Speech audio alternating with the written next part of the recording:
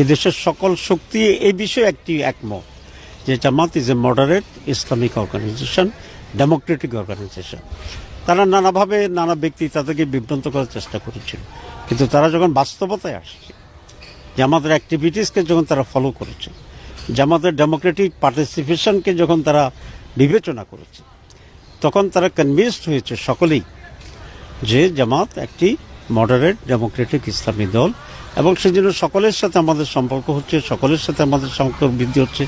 আপনারা খেয়াল করলে দেখবেন যে প্রতি সপ্তাহে একাধিক অ্যাম্বাসেডার আমাদের অফিসে আসছে, অথবা আমার তাদের দাওয়াতে আমরা সেখানে যাচ্ছি, including Europe, America, east, West, সব কিছু। শুধুমাত্র ইন্ডিয়া বিভিন্ন ব্যক্তিদেরকে বোঝানোর চেষ্টা করছে জামাত একটা টেরোরিস্ট অর্গানাইজেশন।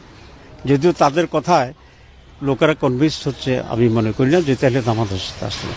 এবং ভারতও জানে জামাত টেররিস্ট অর্গানাইজেশন নয়, ভারতও জানে জামাত ইজ এ মডারেট অর্গানাইজেশন, কিন্তু তাদের দৃষ্টিভঙ্গিগত সমস্যার কারণে জামাত এবং ইসলামের প্রতি তারা জামাতকে ইচ্ছাকৃতভাবে টেররিস্ট বানিয়ে বা এই কালার দিয়ে বিদেশিদেরকে বিভ্রান্ত করার জন্য চেষ্টা করছে। তো আমরা আশা করি ইন্ডিয়া তার ভুল বুঝবে এবং জামাতের যে সঠিক অবস্থান সেটা অনুধাবন করবে, এবং বাংলাদেশের সকল দলের সাথে একটা ওয়ার্কিং রিলেশন ইন্ডিয়া তৈরি করবে বলে আমরা বিশ্বাস